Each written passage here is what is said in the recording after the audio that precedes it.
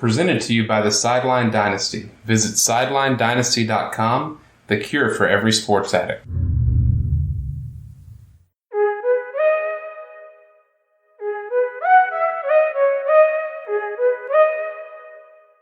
Cock that motherfucker back, Kiwi.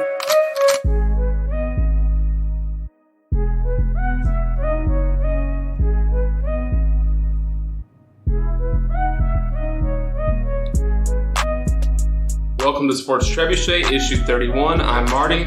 I'm Kyle. I'm Josh. If you're new to the show, don't forget to subscribe and add us on Twitter and Instagram at Sports Trebuchet, or email us sportstrebuchetpod@gmail.com. We'd love any feedback or suggested topics you'd like to hear us talk about. If you like the show, let us know by throwing us a review on iTunes or Stitcher. So let's jump into it. We've got Kyle's Corner. Yes, so if you don't know, we also do a college football podcast, Run Pod Option. It's called the Run Pod Option, and for what it's worth, it's on the same feed as Sports Trebuchet right now, so if you listen to either or, then this makes sense to you. But soon we're going to put that college football on its own feed, so if you're beaten down by college football talk, worry not. It's going to be fixed soon. Well, don't worry. You're going to get some right now. But so I wasn't able to join on Tuesday, but I wanted to give my 2 cents about Syracuse. Okay. So they played Liberty, the Fighting Hugh Freezes from the bed. The fighting what? Fighting Hugh Freezes. So What does that mean? Hugh Freeze is their head coach, and he's the one that was sitting in a hospital bed the entire time, and they kept on flashing up to him in the box on the hospital bed. Oh, him! Yes. All right. Hey, that was the most bizarre thing I've ever seen. It was fantastic. It was weird. The whole time. They kept on showing him. Now, the game was on ESPN+. Plus. It's like Jerry Jones in the booth for a Cowboys game, but instead it was him coaching from his hospital bed. With the best being when Dino Babers pointed up at him at the end of the game, and Hugh Freeze gave him the thumbs up, which is really great. Just full of passion. Also, the memes of Dino Babers pointing up, and the next picture is Sting in the rafters, or Dino Babers pointing up, or him pointing up, and it's the WrestleMania sign. Oh God, I didn't see that. No, they were wonderful. Oh, there he is. See, there's Hugh Freeze. There's him waving down at Dino Babers. That's adorable. He looks drunk in that right picture. He's on morphine. Yes. I think he was legit on painkillers. Which is a good thing he was coaching. Yeah. Right. With his awesome flat screen. But second of all, it was on ESPN Plus. So the studio was the home. Was like a bunch of kids from their broadcasting at the Liberty Broadcasting School. So it was extremely slanted Liberty ways. It was very weird. Like, is that a common occurrence? Same thing happened for SMU and Arkansas State. Mm-hmm. It was at Arkansas State, and it's a way at ESPN to cover multiple games and not have to hire multiple announcers. So and it's good, and then they're not going to turn it down because it's good experience. Yeah, 100%. Yeah, and then like the and then the actual announcers. Those are usually like a regional team. Which one they said? Well, first of all, they kept on referring to the Liberty quarterback by his nickname, which was Buckshot. So it was old Buckshot out there. And at one point, one of the announcers said that he was more scared than a flea on Dippin' Day, which was... What is Dippin' Day? When you have to give a dog a flea dip. Oh, okay. Yeah. But that's an extremely country... It was wonderful. Also, the studio... if you don't know, Liberty is an extremely evangelical school. Okay. Do you know who Jerry Falwell is? No. Is he the 400 Club? Maybe. Was he? I don't. He was the televangelist. Yeah. Like the people that go on TV and make people have seizures? Yes. Yeah, and sell holy water and shit. Yeah. That is literally what they do. Yeah. They like flop around. He founded a university that's now known as Liberty. Yeah. The Liberty Flames. Yes. Brilliant. So, this kind of comes up because their studio team, at one point, they're talking about what Liberty needs to do on offense, and one of the guys puts his hand up in the air and just starts going, "Preach! Preach!" And I was just like, what the hell is going on right now? But let's actually talk about the game a little bit. Syracuse came in, a lot of hype number 22 in the country. First time they've been ranked since 1998. Got my panties in a wad right off the bat. Why? Because it's the first time they've been ranked in 20 years to start the season. Since he was 12. Since Donovan McNabb was running around. You don't even know Donovan McNabb. Sounds like a retired SAS lad that drinks piss in the woods. Pretty close. He's a bit of a crazy guy now. But the offense, everybody was expecting like a huge offensive boom. It's going to be a work in progress. Now, the game plan was pretty vanilla, where they weren't trying to open up the playbook and show their hand, against a team that they should beat, So they didn't show too much, but Tommy DeVito was consistently overthrowing his receivers, especially Tristan Jackson. They could not get on the same page, which that needs to be corrected going into this weekend with them playing a Maryland team that hung 79 points and shut out. I mean, granted, they did play Howard, but this is a team that can score, clearly. Right. They need to figure out that. They did learn that fairly quickly that they could just run a bunch of screen plays. And Liberty? No, Syracuse. They're screening the hell out of them because Liberty couldn't defend it. But I do have to say that the defense looked mean. Your defense? Yes. 8 sacks, forced 4 turnovers, and shut them out. I did not see them pitching a shutout. It looks like all they were doing, looks like they passed it a ton. Liberty. Yeah, it's because they couldn't run the ball. They had negative 4 yards rushing for the game. That's also skewed by the sacks. Yeah, but even if you remove the sacks, they're at negative 14 plus 29, so that's 15. 15 yards. 15. They had under 30 yards rushing. Yeah, minus the sacks. Yeah, or less. It was a very dominating performance, which I really liked seeing, especially since it was a hostile environment. It was the biggest game that Liberty's ever played. It's their first game as a full FBS team. Are they doing full FBS this year? Yeah. For schedule? Yeah. And it's the first time they've ever hosted a ranked team. So the crowd was amped up for it. So to go out there and... Is that cup final? Is that bowl? Basically, it felt like it. And they were really playing that up. 0 points. and Syracuse's defense came out there. Like, Syracuse almost was down at one point. Liberty had gotten all the way down the field on one pass, basically. And they were on, like, the 5-yard line trying to do a little end around. One of the Syracuse defensive backs came up from behind and popped the ball out. And Syracuse jumped on it. So, all in all, I got to say... defense looked great. Special teams was just what I would expect because they're a really good special teams team. But except for Sean Riley, he did fumble the first punt that we returned. But offense is going to be a little bit of a work in progress. I don't have too many complaints other than DeVito needs to be more accurate. But in honor of this being the NFL start today, I wanted to do a little bit of a trivia deal with you guys. This is all trivia from last year. Oh, thank God. Yes, I did that on purpose. Donovan McNabb. Anything pre-2012, I was fucked. I did that on purpose. I went to... You're a good man. This is from Sporkle, one of my favorite websites. Because that's what heroes do. Yes. And it's basically a stats quiz from last year. Okay. All right, so first, who had the most touchdowns thrown last year and how many? Who threw the most touchdowns? Mm-hmm. By a QB. It's got to be Pat Mahomes, right? I think he broke the record for a rookie. Did he break the record for the year? Like for all time?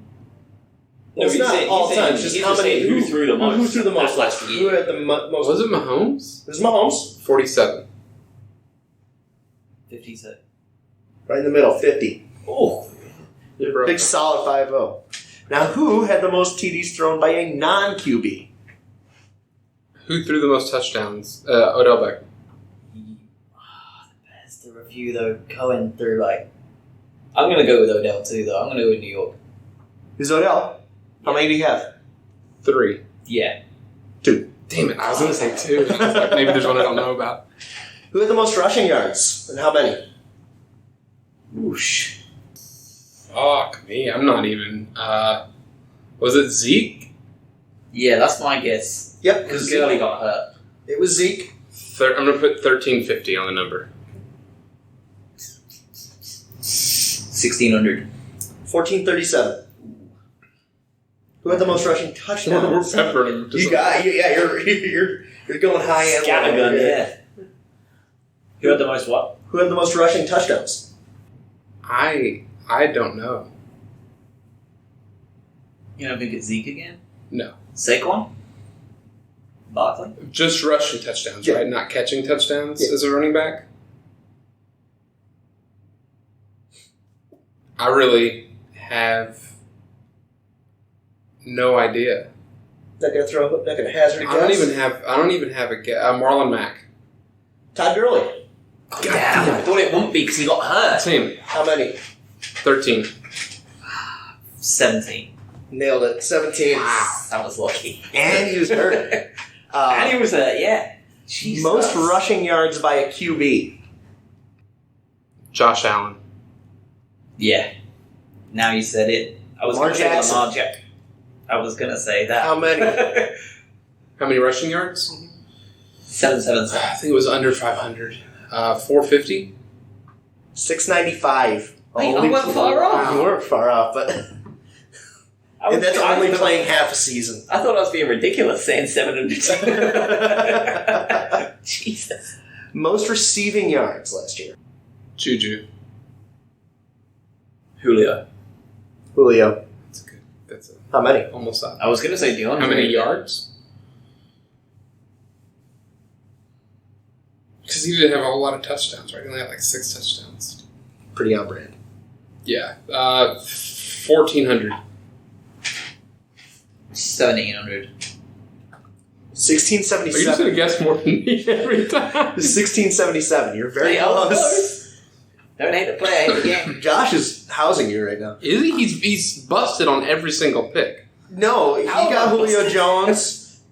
He hit the over every single time. I got names. You didn't get names. In the Price is Right universe, I'm winning. He nailed the touchdowns by the rushing touchdowns. Yep. It's the only one he's nailed that on. Okay. So I don't know how he's busting my ass over Because here. I'm He's beating you by 2. Also, don't really Beat watch me the by NFL 2. that much. So there's that. Then what are you doing hosting this show? This isn't an NFL show. Sports Trebuchet. Oh, that's You only are the expected NFL. to know all about sports. Okay, then we'll just scratch that next topic we got lined up then. I guess. If you don't know about it, Is Cadbury an egg and egg? It's not. let's not do this. Okay. Most receiving touchdowns. I'm going to ban quiz from this show. Hill. Michael Thomas. Antonio, I'm suspended Brown. God damn it, that's psychopath. We should suspend him from the quiz. How many do you think he had? I'll go first. 19. 15. 15 is right. Pussy, I went lower. Wow. Defense with the most turnovers, and how many? Defensive force the most turnovers, right? Yeah. Bears. Patriots. Bears. That's How many? It's a cheat code, wasn't it, really? 28. Christ. I've got to go lower now to stop him crying, so I'll go 27. 36. I was going to go 40. That's a year right there. That's crazy. Mate, they were insane. That's why I was saying they're never going to be anywhere near as good as that this year because it was so outrageously far ahead than everybody else. Oh, right. Who had the best record last year? Best regular season record? Mm-hmm. Was it the Rams? Yeah, I think it was the Rams too. Technically, the Saints. They had the same record, Because but they the had a Saints had tiebreaker. the win over them. Okay. Yep. At the end there. Okay, so who set the record for most receptions by a tight end last year, and how many receptions were they? Has to be Kittle.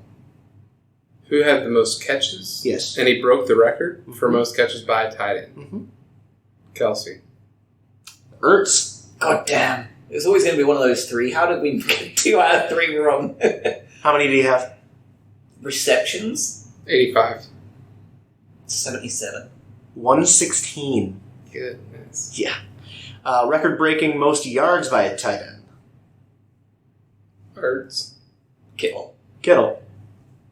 I knew he'd done something good because he was well good last year. How many do you think you had? 1,200. 1,300. 1377. You're just going to keep going higher than me or what? Yeah, let's keep this. Who broke the all-time passing yards record last year? Drew Brees. Yeah. Do you know how many he had? All in? Like, all together? No. 5,200. Couldn't even begin. 74,000.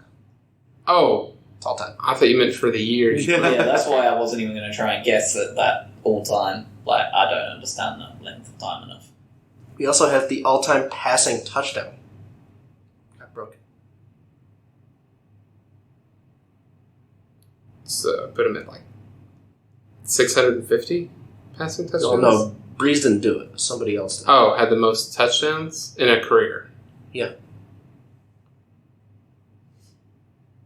I think so. It's got to be what it is. Phillip Rivers? Yeah, I would. No, Brady would be. It's not Eli either. Big time Timmy Jim. It's Tom Brady. Oh, of course it is. The Dolly. 590. Dang. That seems crazy. Doesn't it?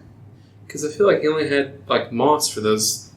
Like he only had a couple seasons. I mean, you're also. I guess you're also looking at all the touchdowns he's thrown in the playoffs as well. He's always there. Yeah, he's playing an extra 3 games every year. How many years in a row have the Patriots won the AFC East? I'm sorry, ask that question again. 16. How many times? How many years in a row have the Patriots won the AFC East? 18. 10. Jets, I'm pretty sure. Jets with Rex Ryan. Yeah. And Mark Sanchez, I bet. Yep. Second best record in the AFC.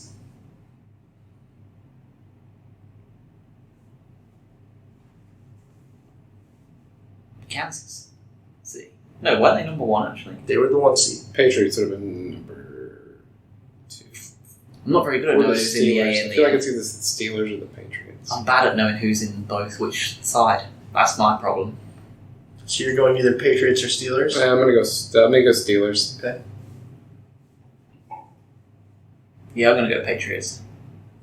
Chargers. God damn it, see? They were 12-4 just like the Chiefs, but the Chiefs had the tiebreaker. Yeah. And because of it, the Chargers had to play a wild card weekend. Because I remember. Because I had them winning the goddamn whole thing. And I predicted. Yeah, anybody that's listening to this podcast, like one after another, back to back, are just a few episodes really removed from us doing like the playoff predictions, and they're just like, you literally just fucking talked about it 7 hours ago. Stupid idiots. How about this? The quarterback that would get $1 million if he took, the quarterback that would get $1 million if he took 4 more snaps. So I think that's 1 million snaps. It's 1 million snaps? Oh no, I think it's $1 million. Yeah, I was like, I don't think that's correct at all. He would have been paid $1 million if he would have took 4 more snaps. Yes, he would have hit a bonus or whatever on his. So it might have been someone that wasn't in the playoffs, or someone who got hurt late. Flacco. Flacco's a good answer. I'm gonna go Baker Mayfield. Big Dick Nick. Good Boy. I'm glad he did. Apparently he ended up getting it anyway. Who allegedly stole $84 million from an NFL team last year?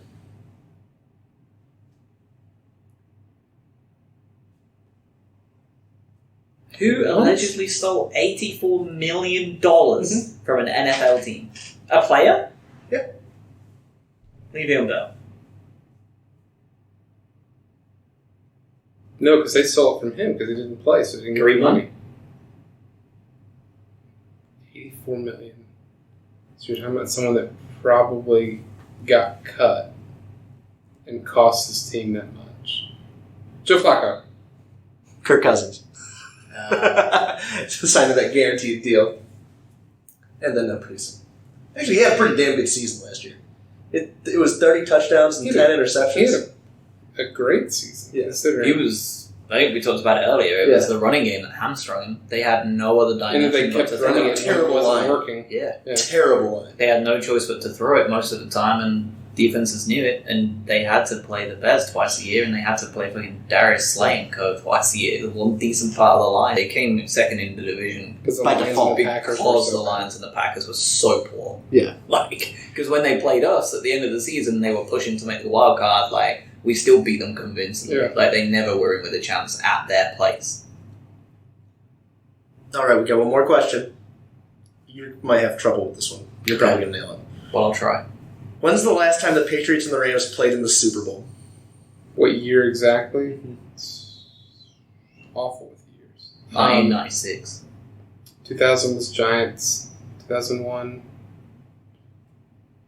was probably Bucks Raiders. I'm trying to do the math. Was it 2003? 02. 2001 season, 02 Super Bowl. The 02 season produced the 03 Super Bowl, which was the Bucks and Raiders. I forgot the Patriots. The Patriots won one before that Gruden and Bucks Raiders. And then the year after the Raiders Bucks was the year that they beat the Panthers. The Patriots beat the Panthers in the Super Bowl. And then it would have been the Eagles and Patriots the year after that, right? Yep. And then it would have been Colts Bears with Sexy Rexy. Yeah, because I was living in Virginia. I worked at Chili's, and I went to my boss's house for a Super Bowl party. The year after that I watched was Devin Hester return it, and then it was just... And then it was all downhill from there by all accounts. I remember texting you and saying Rex Grossman can't wait to give up this lead. Yeah. Seriously. How prophetic. All right, yeah. Are you ready to have a happy football? I'm ready to never do a quiz on this show again. We're going to have more quizzes, probably. Welcome to the Sports Trebuchet Quiz Show. I'll just make sure I'm doing a quiz every single corner now. Yeah, there you go. I like it. That's not far off from what you already got. Exactly. So there. That was a good corner. Thank you, Kyle. Welcome. So we had... Dick. Well, as soon I was just like, fucking NFL, I'm out. Because I still don't care. I mean, I'll watch it if it's on. Because I use your DirecTV login. Yeah. But it's usually background when I'm cooking. Sure. That's about it. Unless it's the Chiefs-Rams when they're supposed to play in Mexico and they couldn't. And then they put all the points on the board. Best game, the best game of the season. Do you want to go over the Barry Bolton thing? Yeah, you can. I didn't know what questions you had.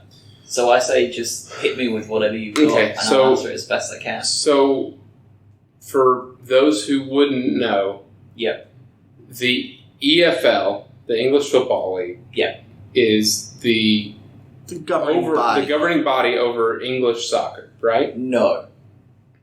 So the FA is the governing body. Okay. Football Association is the governing body across all of English soccer. The Premier League... Who's that? Football Association? Is that just it? Yeah. So bland. Well, it's EFA, English Football Association, if you want to be like... Because when they talk about Europe, they have to be, because a lot of them are like the SFA, like the Spanish football and French. The SFA are also the Lumberjacks in college football. Yes. But Stephen F. Austin, nice. the EFL are the governing body for the Championship, League 1 and League 2. Okay, so they're a subcommittee of the EFA. Essentially, yes. Okay. So we talked about, on an episode that just you and I did, about teams going up and going down kind of across the entire EFA. And one of the teams that were coming up was Barry. You were there for that one. We were talking Barry because you had a problem with how it's pronounced. Yes. Right, so we talked to Barry. We'll worry no more. Yeah, all your problems have been solved. Kyle killed the They read my letters. So, at the same time, for different reasons, Barry and a team called the Bolton Wanderers, who are going to both be in the same league this season, right? Yep. They were both being threatened with basically being ended as a football club. Expelled from the football. Expelled, okay. And if you're expelled, then you're basically... So are you expelled by dissolving, or are you expelled by breaking a rule, quote unquote, and they talk back to the teacher? Like if it's always financial. Good. Got you. So if Barry's president walked up to Bolton's president and stabbed him in the heart with a knife, yep, could Barry, in essence, be expelled from that league? No. They could. I mean, they could, but they wouldn't be. The reason I say that is absolutely just financial. The reason I say that is because there are owners of other teams that have been put in jail for major crimes in other countries. They've gone to prison for 10 years for trafficking. But they won't punish the team because... They don't punish the team just gets taken away from them because they're criminal and they can't be owning the team anymore, and then they end up having a buyer. But in the situation of Barry FC, who are now no longer a club, right? There's been twists and turns, but as of right now... Their owner doing something poorly in terms of managing the financials for that club, or even trying at all, which it didn't sound like he did. So the owner before this owner is the one that sent them down the river financially. He did some kind of deal for the stadium or something along those lines that was supposed to cost $1.6 million. But due to the dodgy deal he did, and I don't know where all the other money went, but he didn't pay anything in up front or whatever, and he ended up owing $3.6 million with never any intention to pay it back. For the actual grounds. For whatever the deal was that he'd done, he never had any intention of paying that money back, and so they were totally fucked. And he left the club. And Steve Dale, the guy who bought them for £1 English because they were worth nothing more at the time, because they were £3.6 million in debt. So by him buying it for $1, did it exonerate that previous owner of having any money owed by him, which is why he was willing to give away for $1? Yeah, so the debt is the club's, not the owner. That's so shitty. So there's a lot of dodgy stuff that people do to get around financial restrictions in place in the league to stop you overspending. There are financial. There's a thing called financial fair play, and you're held to that every year. And if you're spending more than you can afford to spend, you get punished. So if a billionaire buys the team, they can still only spend so much. Yes, because otherwise they just rout the league. Right. Because it's all well and good that you, as a person, are turning $1 billion profit, but the club isn't. So you need to balance the books in the club. You need to make the club profitable. And that's one of the big reasons why Brighton, when they made their stadium, they also invested in one of, if not the best training facilities in the country. They invested in the women's football. They invested deeper into the youth. Because that can return a profit. Because it will return a profit as time goes on, because if they can either sell these players or they can attract more people, attract sponsors. The amount of money they made from the Amex deal just last month. So that's neat. So there's a lot of parallels here with college sports. In Alabama, I'll just use because they're the big dog, right? But their athletic department would operate on a loss for almost every program that they have, except for football and maybe basketball. Maybe baseball, because they're in the South. If I remember correctly, in school, most athletic departments operate on a loss for football. It's almost an absolute. Only 20 schools operate in the green. Which is insane, really, when you think you're getting 120,000 people pack out a stadium. You know what I mean? How are you managing to operate at a loss? But it's the entire athletic department. Because it's also covering the men's volleyball team that has to travel 1,000 miles maybe to go to a tournament, and it covers the women's rowing team who need boats and they need football as a singular entity then maybe isn't running at a loss, but covering the other sports it results in a loss. If it was just purely football, there's probably out of the 130 FBS teams. Yep. There's probably, if I had to guess, 40 teams that could probably say they are coming close to profitable, or at least hitting in the black. Yeah. due to contract deals or whatever else, maybe.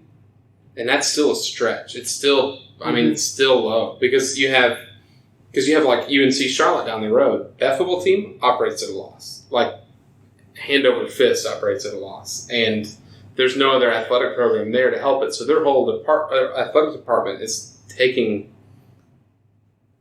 they're in the red for the state and for that school. But they get supplemented by donors and stuff like that. Right. In fact, that's where the boosters come in. The way that if the equivalent would... No. Tony Bloom at Brighton is a good example in that he's a fan and he's putting his money up. Right. That's how a lot of college football stuff operates. So you have boosters and stuff. Right. But I was just relating it to the money part of it. Just like bigger picture. Kind of. I mean, yeah, it's because there's nothing that's really the equivalent.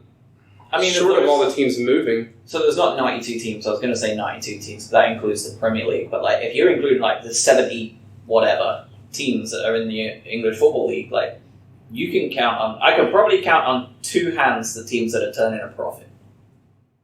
Every football team is run at a loss. It's just when Brighton were in the Championship, they were running at a loss every year, and we're talking like 15 million, 20 million loss every year, and we were ran better than 95% of the teams in the league. And we were running at a £20 million loss. We're expected to post £13 million losses this year as a Premier League team simply because of the amount of money we've spent in the last 12 months trying to bring in personnel to keep us up. And cutting Houghton probably cost money because of his, like, we're going to have to pay him out. And then going over and signing Potter from Swansea because we spent actual money to get him from him because he was still in contract. There's really little NBA teams that run a profit. Yeah. Like I think the number it was an old number from 4 or 5 years ago, but there wasn't but like 5 maybe, and those are your name brands, and even it's your Lakers. It's your Lakers, Knicks, which is insane that the Knicks might not anymore. Because, it's probably not anymore because the fan base is so But don't they own Madison Square Garden? If it's the same operating group that owns them, then they're able to probably run at a profit because they have... Yeah, because they also own the Rangers as well. Eesh, that's cutting close. So what do you think... You mentioned on your podcast, Together BHA, the official Brighton podcast. Yeah. There needs to be better rules in place to prevent that from happening. There are no rules right now. They say there are, but there aren't. There are no real rules. We know that they all operate at a loss, right? It's an accepted part of it. And like you said, it's not just football that this is happening to. This is sports in general. They operate at a loss because there's a lot of stuff to cover, right? But the EFA's job should be to ensure that there is a fit and proper owner of every single one of these clubs to do at least the bare minimum to try and make them survive. If they're going to operate at a loss, that's the reality of life, but let's not dive bomb them into oblivion. Have they ever handpicked the owner and took ownership of a team before? That's something that they wouldn't and couldn't do, but they should do. So in this situation, Steve Dale was willing to sell. He was being an arsehole about it, but there should be some kind of constitution or whatever for the EFA to say that if this ticks certain boxes, we can actually seize the club and operate in their best interest. Right. But they aren't, because they're too cowardly to do that. It's far too much like real work. And Debbie Jevons, the woman who's supposedly the chair, said it on live radio to a couple of million people listening, said that it's not our job to monitor the clubs. We just monitor the league. Well, if you're monitoring the league, you're monitoring the club. Yeah, what makes it a league? It was just like listening to a Democratic or Republican debate. It was all smoke and mirror bullshit from a fantastic politician, but nothing. She has not a single bone of leadership in her. And as I said on the other podcast, like, how can you run a organization that is supposed to be able to find fit and proper owners when you can't yourself appoint fit and proper leaders. Right. And you have been incapable of doing so for as long as I can remember. Yeah, what standard are you trying to hold to people if you can't determine that standard for your own league's health? Right. It's a bummer. I will say whoever replaces Barry as a club will be my second favorite team. Well, it will be Barry. It would just be AFC Barry or FC Barry or whatever they're not now. It would just be So they're not allowed to do Barry FC? No, because whichever one is trademarked right now would not be able to be picked. So, like, for example, Chester City FC went bust. Chester FC came back in their place. Because they couldn't do the Chester City for whatever reason. Or Wimbledon. Was it Wimbledon FC before it went to MK Dons? It was Wimbledon. Yeah, something. Because now it's AFC Wimbledon. It's AFC Wimbledon now. I always think I just remembered it as just Wimbledon. They were a very different and unique problem because they were franchised out. And that's never happened before or since. But the franchisor didn't allow them to keep their former name, which is why they maybe went with AFC Wimbledon.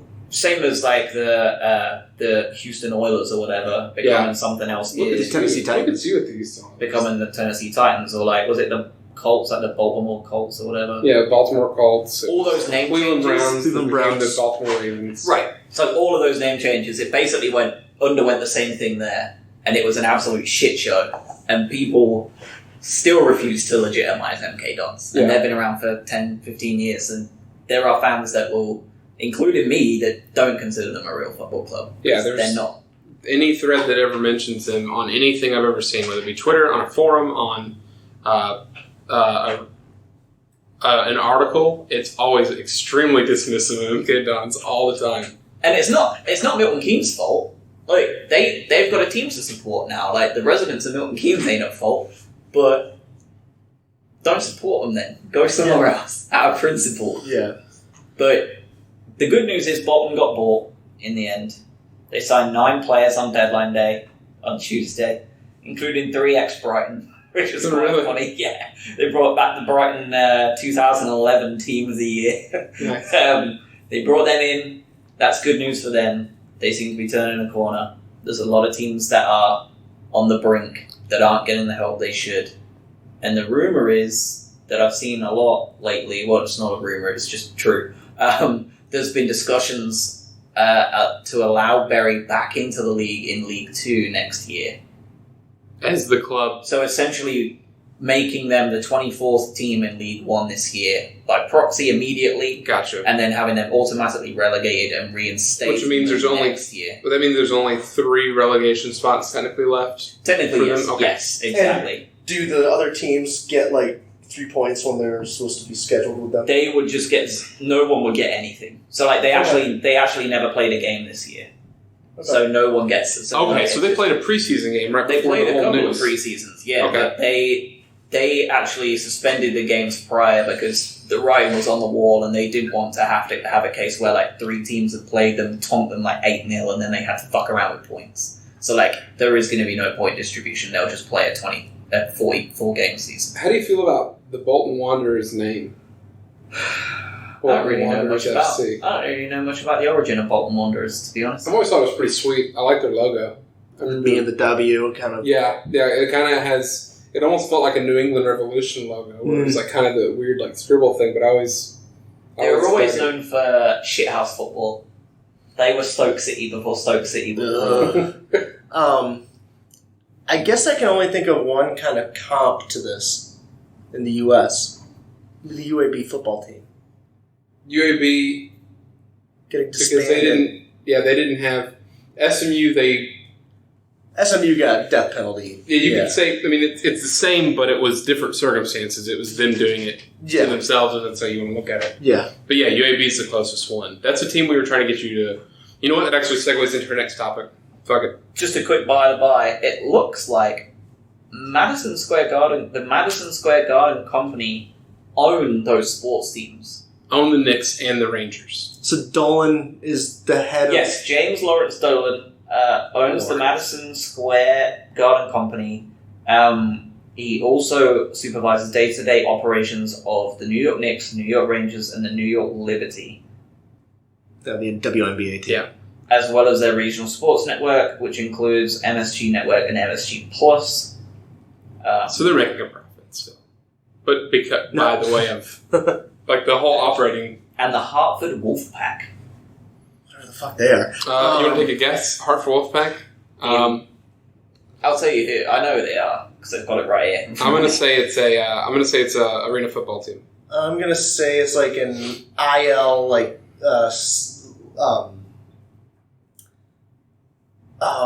it's like a minor league hockey team. Yeah. Nice. American Hockey League. Yeah. Nice. I feel like a doofus. I don't think indoor soccer Dolan's is anything idiot. other than the South. Ask any Knicks fan, Dolan is an idiot. He is the reason. Well, I just saw controversies was next on this Wikipedia page. With, In very Knicks quick in order. bold. Yeah, no, he is the reason that.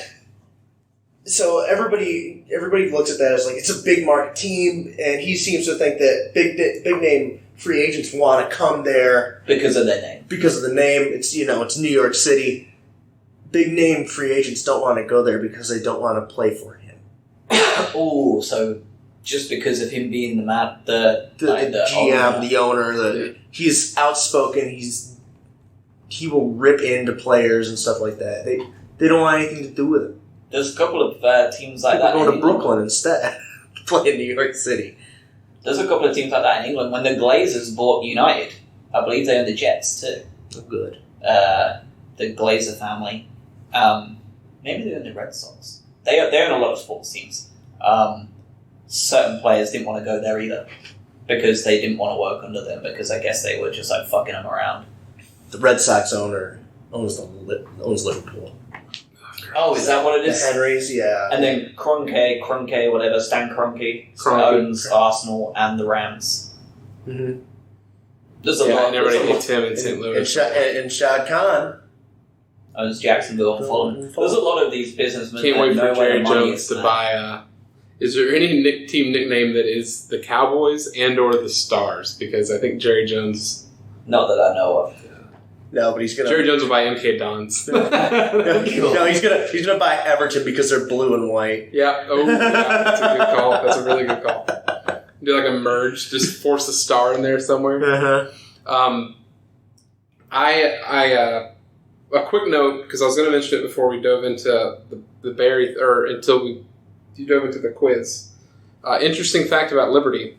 Did you know that in week 6 they played New Mexico State? Did not know that. At New Mexico State.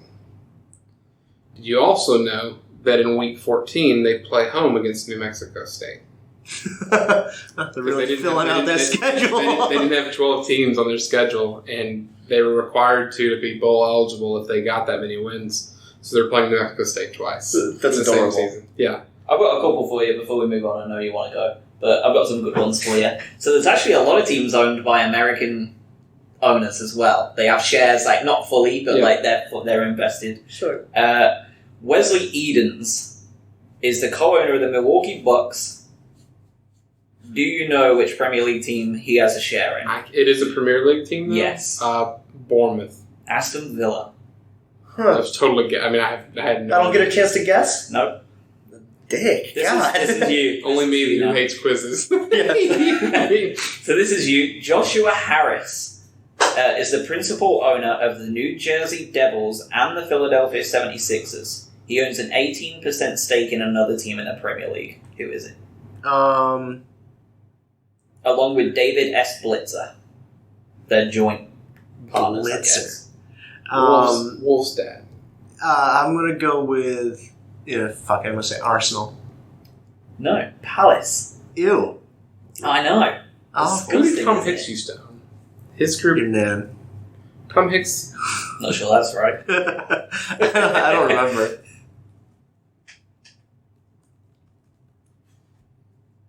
Tom Hicks used to own...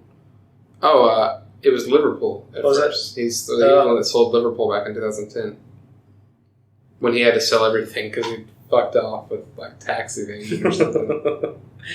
And there was the Memphis Grizzlies and the DC United Investment Trust have 68%. That sounds like an MLM if I've ever heard one. Yeah. And really, they have 68% of Swansea City as well, which is a bit random. Swansea, DC, and Memphis. Yep.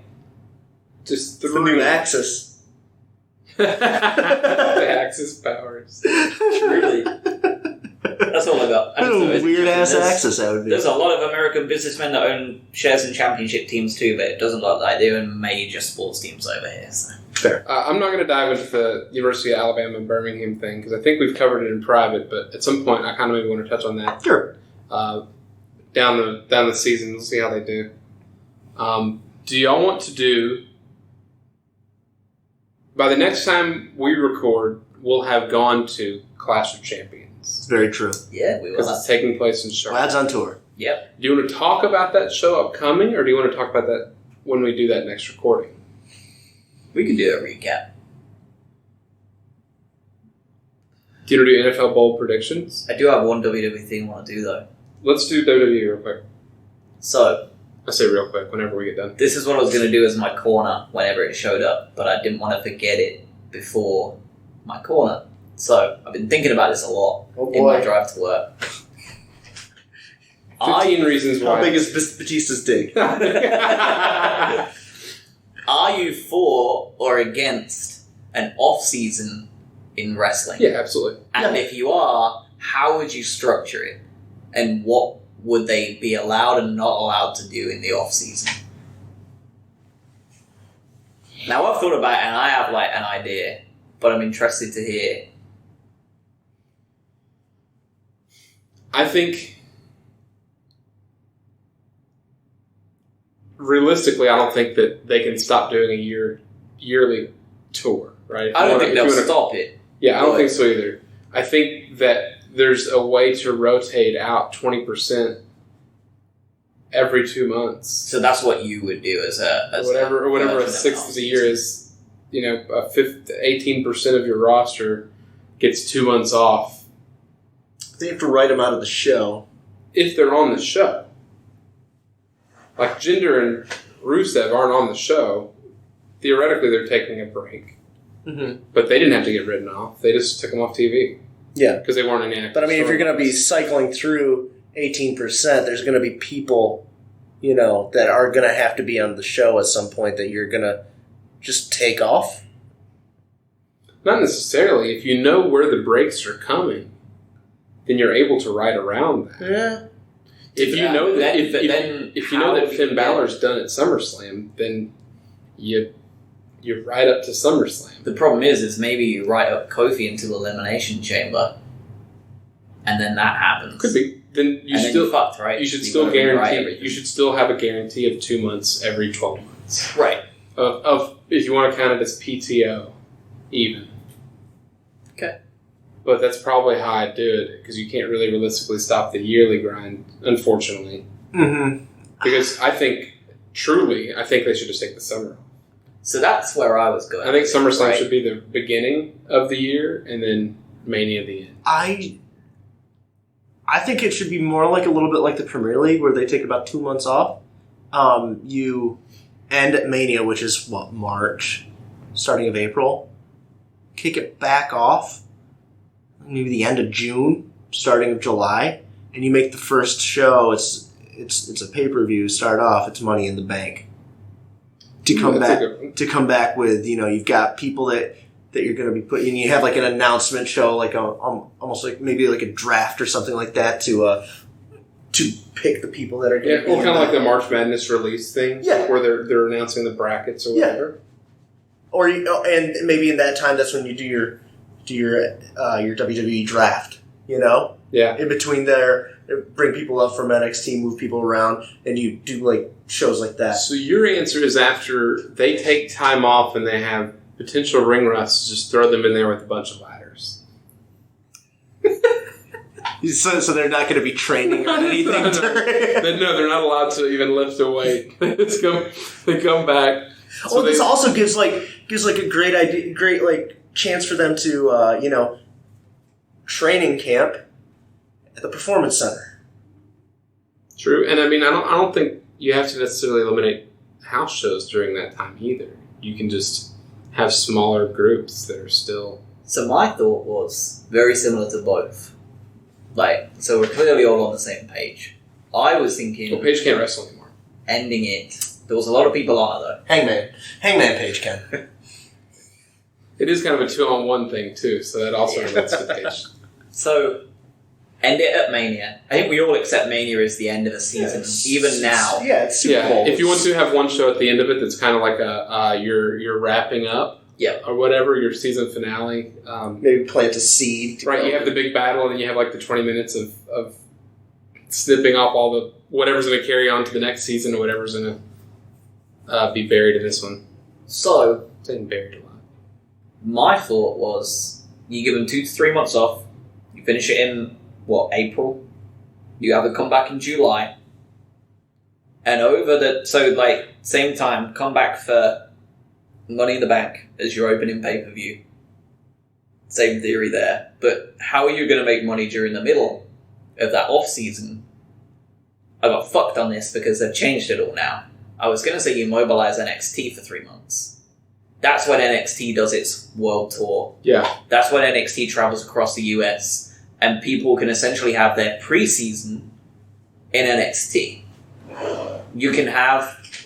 this time NXT is going through the whole year. NXT remains in the old format of 1 hour before we've just suddenly decided to televise them for 2 hours. So this was on that premise. Gotcha. So now they've decided to go live. It's fucked my theory. But you would have them stay with the 1 hour because they're tape shows, right? Yeah. It helps them with their wear and tear massively having these tape shows. Yeah. So if you have them continue their stuff all the way through, but from the months of April through to the end of June, you have them travel with the big NXT tours, like the one we went to a couple of weeks ago. You have them do that all across, and then you have wrestlers come in and do one-off matches starting from June. So you give them April and May off, flat, and then June is your preseason. You have your draft, either in end of May, so it keeps it going. Social media is their lifeblood now. They can keep all these, they can start building feuds on social media, they can do all this sort of shit, especially if they're all at the Performance Center. Right? Mm-hmm. You can then build it all up, have them do their world tour bullshit, NXT, and have wrestlers come down and do their one-off matches, have Finn show up and face Velveteen Dream, right? It's just an exhibition, but it's a pre-season for him. And it gives people dream matches at the same time, and you're going to get people filling out 10,000-seater stadiums to watch Velveteen Dream against Finn Balor. Seth Rollins versus Adam Cole. Exactly. What if and it could also be used as a combine of sorts for the Raw and SmackDown scouts, in inverted commas, to look at this talent, because then you did you see how Adam Cole did against Seth? He beat him, he's definitely going to get drafted. Right. And you can go towards a more sports legitimate thing, and they're going to have to be conscious of that in real life anyway, because that's what AEW say they want to do. And if that works... Fox kind of wants it that way too. And Fox explicitly want it to be more sports-based, as opposed to drama-based. Or presented more as a sport. Mm-hmm. I don't know if they want as much of the records and stuff, but I think... Not as deep as that, but if that hits it off, if that works really well... I'm not saying it will. Yeah. I'm very skeptical of how they're going to make it work, AEW. But if it does, having them doing something like that would already giving them the foundation to bounce onto something heavier. So what about, just as an idea, we're talking about taking off the 2 or 3 months in the summer after Mania, because Mania makes sense to us as being the final blow-off, right? So I don't think you can get rid of the big 4, Money in the Bank, SummerSlam, and SummerSlam, Rumble, Mania. Yeah. Survivor Series is one of the big 4. So traditional big 4. Traditional big 4 Survivor Series is in there. I think you could... The only thing that would worry me about that, and this was purely from this fake situational business, right? Is it's also when the most popular sports in America are starting back up. In the summer? Yep. Right around the same time. In the July-August area. It's also traditionally where WWE's ratings sink. Yes. So surely we're utilizing the best time. Let everybody get over it. Or, no, I mean, that's what I'm saying. They're going to be ramping up as the NFL and college football and the Premier League. Right, okay. So instead of doing something like that, why not maybe go where a traditionally poor ratings area, like November and December, and taking that time off, if I'm just going to cut it around 2 months, right? So you go October, done. It also puts your big show Mania during the middle of the season, during the starting of. But you NFL. You can also kick off with Royal Rumble.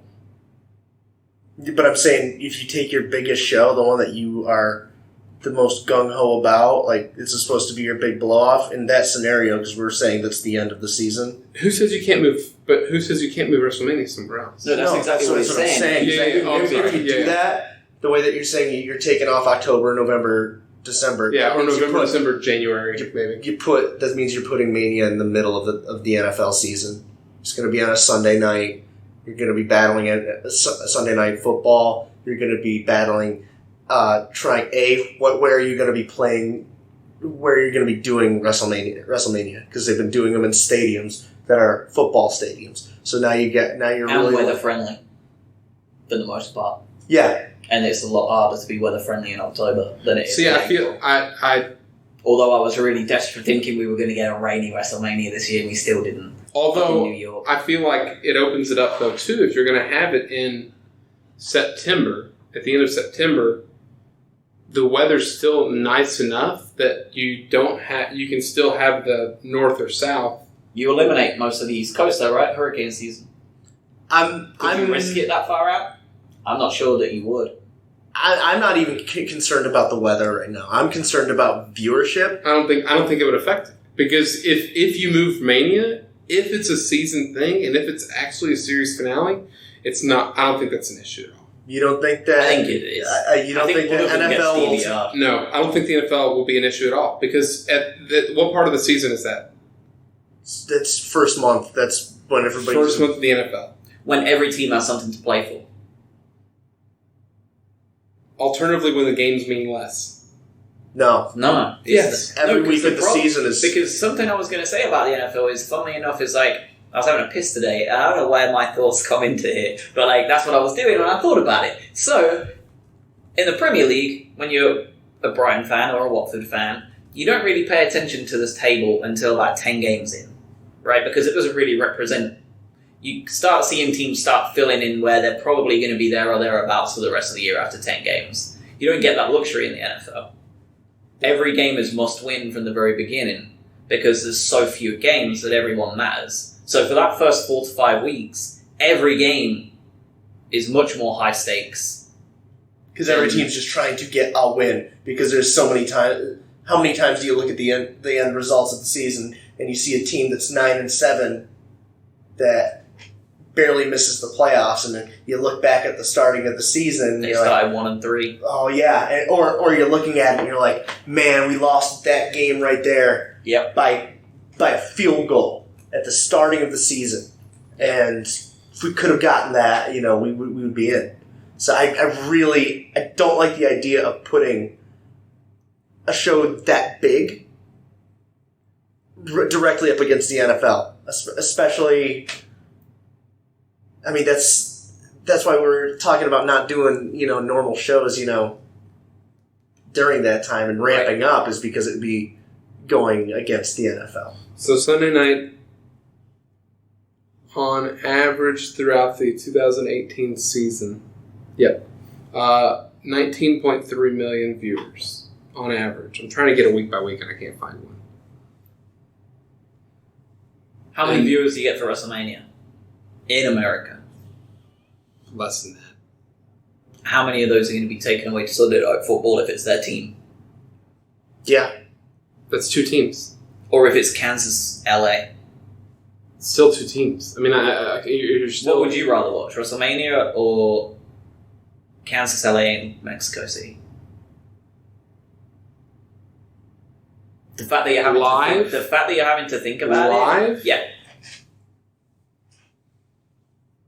The fact that you're probably the NFL only because And you're somebody who, by your own statement an hour ago, said you don't give that much of a fuck about the NFL anymore. Yeah. But you're willing to miss the biggest granddaddy of them all, as Vince loves to call it, for the sake of that game. They're not also just making money on that.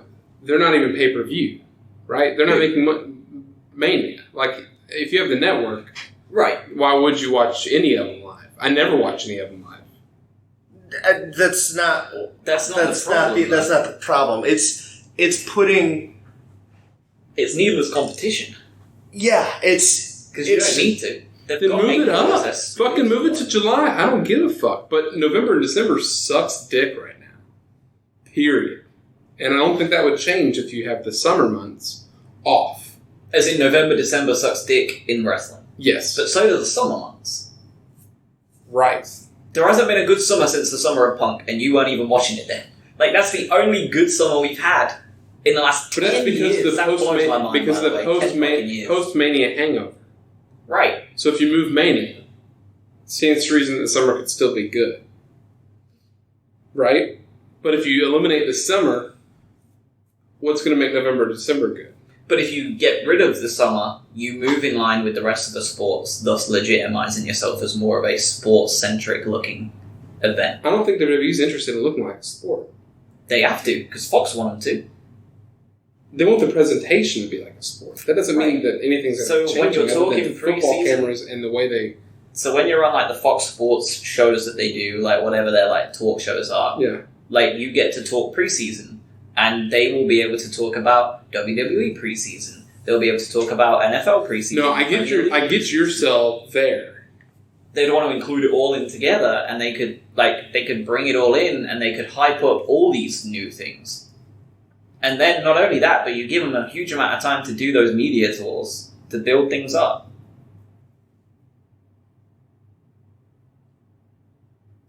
I think it's a good idea. Either one. None of them are going to happen because, like you said... TV deals are already in center. Not just that, but they're making too much money off of the show every week because of the deals they've made. Yeah.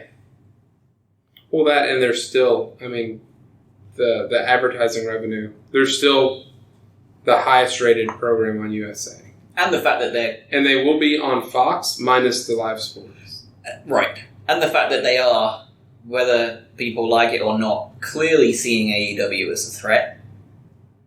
So they're not going to give them 3 months to solidify themselves in the summer if AEW didn't do it. I don't think that they should be legitimizing them in the way they are, but they are. I don't think that...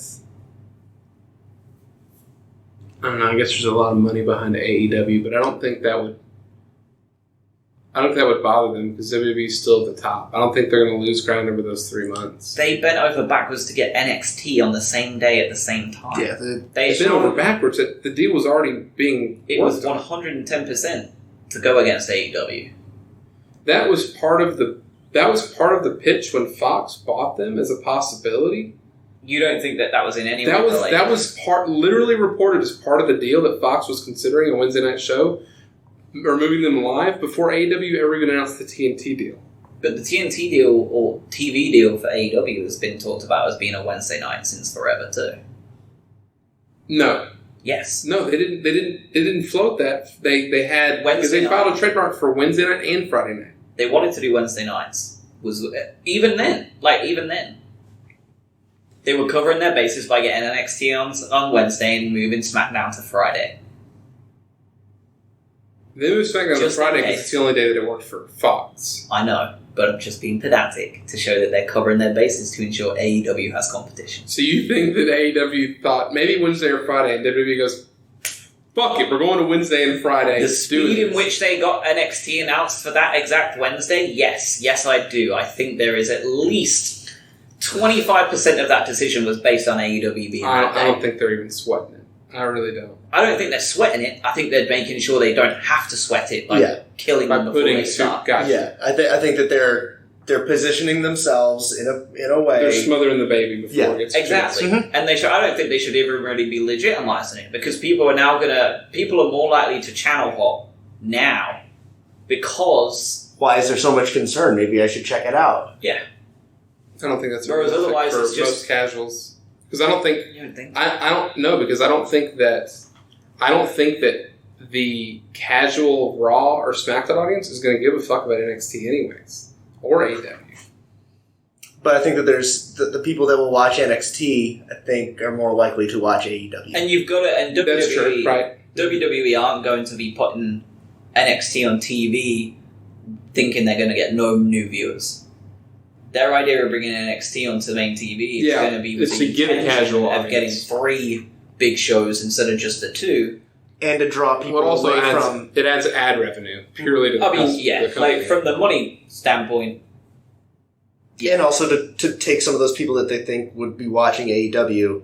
Because the AEW NXT fan base, they very much cross over. I don't think they... The NXT, you said? Yes. Okay, yeah. Gotcha. So if you put it on the same night... The regular Monday Night Raw crowd are not the same as... They're not the same as an NXT crowd. Yeah. Let alone an AEW crowd. No. So I think that this is also a strategic way to get viewers off of AEW and put them on to continue to watch the NXT product. Like, look, you know us. I think both companies made a misstep in making it live, period.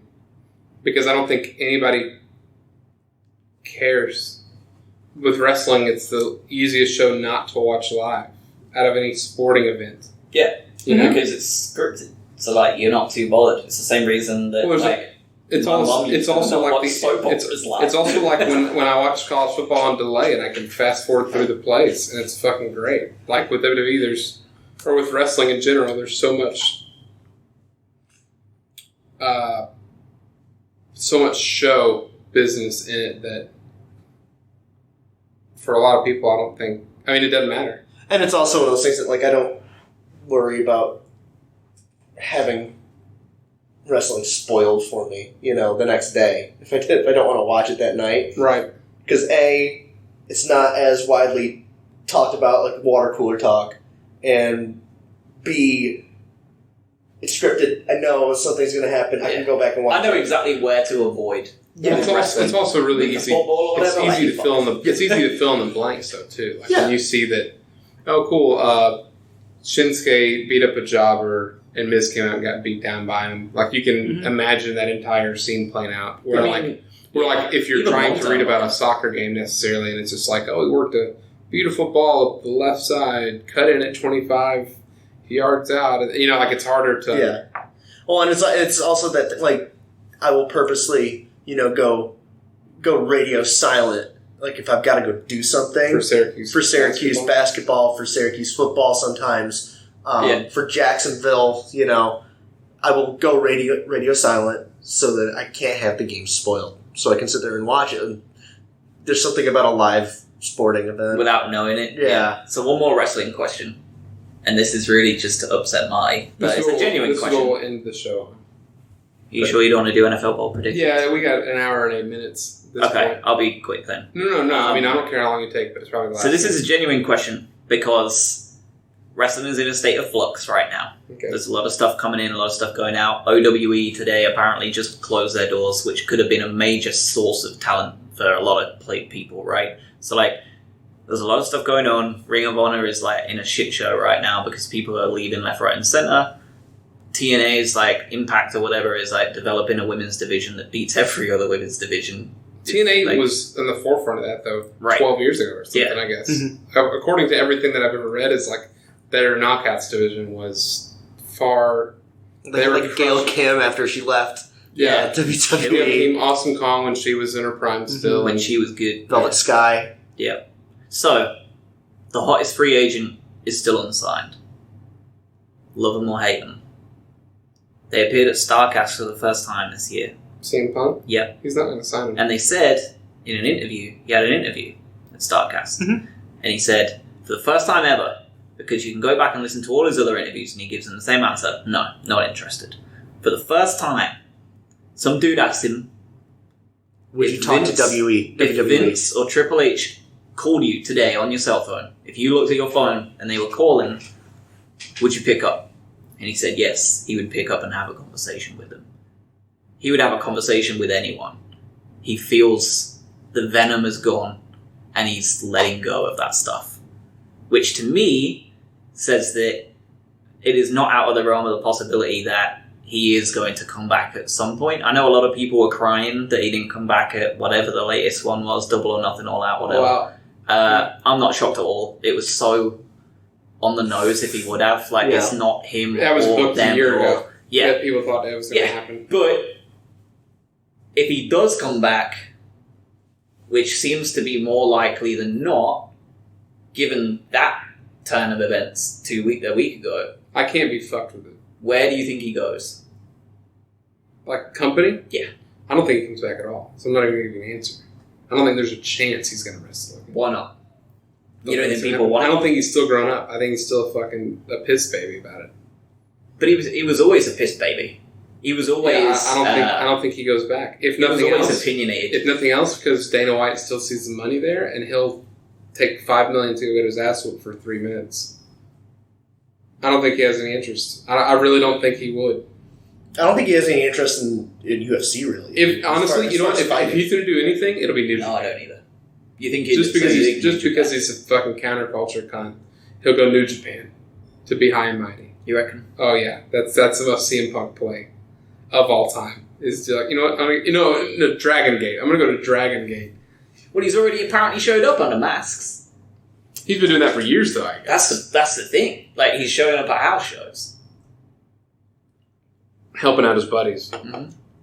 I don't think he has any buddies in AEW or in WWE anymore. You don't think? Maybe some wrestlers in WWE. I don't think he. Him and Kofi are pretty damn close. Him and a lot of the vets are pretty close because they knew him from whatever it was before. What the hell was it that they went through before? Ring of Honor. He was somewhere else. Oh, like Kevin Owens and Bryan. Dragon Gate. I remember in Dragon Gate. The Dragon Gate. I was going to say FCW. I don't think it was there. FCW was the Dragon Gate. Might have been OVW. I think it was OVW. That's where Orton, Batista, Kofi, Punk. All of them were there. Mason Ryan. What a legend. Baby Ezekiel Jackson. Ezekiel Jackson. Mate, I was big on Zeke at one point. I really liked him, man. When he was in ECW, I enjoyed Ezekiel Jackson. And then the Hall of Pain came very shortly afterwards, and Ezekiel Jackson was. I think he was the only monster I needed. Ezekiel Jackson was Ahmed Johnson. One monster, but yes, in this case, one of them was black, and the other one was also black, and I could only support one because Ezekiel Jackson was Ahmed Johnson. Malcolm X or Martin Luther King, pick a side. Which is the best monster heel? Y'all got anything before we get out of here? Other than that? I think he goes to WWE. I wouldn't be surprised if he showed back because up. that is the most counterculture cunt thing for Punk to do. To go back to where he was. Got ya. I'm here at the Royal Rumble. What a dick. After all of that time that we've lost in his prime, that is the most Punk thing to do. Going to New Japan is too on the nose of what you would expect. So he'll be a prick and he'll sign back and he'll fucking have a match against Brock Lesnar. That would be the most annoying. He'll be a dick about it. Yeah. No, he'll go force a match with Taker. Again? But this time in Saudi Arabia. No, I think I wouldn't be surprised if he forced a match with Roman Reigns. This is the one guy he didn't want in the Shield when they were coming up. That's if you take CM Punk's word that he came up with the Shield. And the fact that he didn't want, according to him, he came up with the Shield idea. And also, instead of Roman, he wanted Cassius Ohno. Yeah. Yes. So, well, I mean, in which case, that kind of makes it more believable because everyone can see that as a fucking dog shit pick. Is he making it look stupid because of the excellent idea of the Shield? I just don't think it's his idea. I don't think he's ever had a bad idea, according to him. I don't think there's a lot of people that they say their ideas that are really their ideas. Yeah. I think the only person... Richard, most of all. The only person... he only has good ideas. Yeah. The only person I can see that probably has his own ideas is Bray at the minute. Bray Wyatt. Yeah. Because they're so fucking batshit that I don't think anybody else could consistently come up with the same nonsense that he has. With the same lore that he seems to write. Well, Matt Hardy has some pretty great ideas. I'm going to say now that, because Tripp's brought a bunch of those guys that helped build that Matt Hardy broken verse or whatever, I wouldn't doubt there's a smidgen of them pitching like the funhouse stuff. He's probably getting with them in a room and it's like, here's my pitch, here's my storyboard, and them all just like throwing drones at him. Here's my dream board. This is what I like. This is the shell. Let's fill it full of ridiculous. Fill it full of boats. Instead of drones, let's do puppets. All right, guys. You will hear from us in 2 weeks, and then beginning of next week, the College Football Show will be back. Y'all have a good one.